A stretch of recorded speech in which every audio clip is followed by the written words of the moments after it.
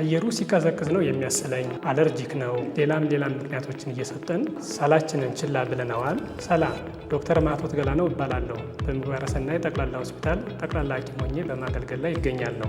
የራስ መላምት እየሰጡ ረጅም ጊዜ መጠበቅ ሕይወትን አደጋ ላይ ሊጥል ይችላል። የሳንባ ህመም ሕክምናን ማዘግየት በፍጥነት ለነዋሪ ችግር ወይም ሞት ሊዳርግ የሚችል ችግር ላይ ሊጥለን ይችላል። ከችግሮቹ ውስጥ ዋናዎቹ ለመተንፈስ የሚያግዙን አካላት ስራ ማቆም፣ ሴፕሲስ፣ ለመቆጣጠርና ለማስቆም የሚያስቸግር የሰውነት መመረዝ ወይም ኢንፌክሽን በሰውነታችን ውስጥ በመስፋፋት የአካል ክፍሎችን ወይም ኦርጋኖችን በማጥቃት እንዳይሰሩ ያደርጋል። ቋሚ የሳንባ ጉዳት ይኸውም በሳንባችን ላይ ጠባሳዎችን በመፍጠር አብሮ ኗሪ ለሆነ ከባድ የመተንፈስ ችግር ሊዳርገን ይችላል። ለዚህም ያለ ኦክስጂን ድጋፍ መኖር ያቅተናል። የልብ ድካም ወይም በልባችን ላይ ጫና መፍጠር የሳንባ መኮማተር በማስከተል ለሞት ይዳርገናል። ከባድ ምልክቶችን ያስተውሉ።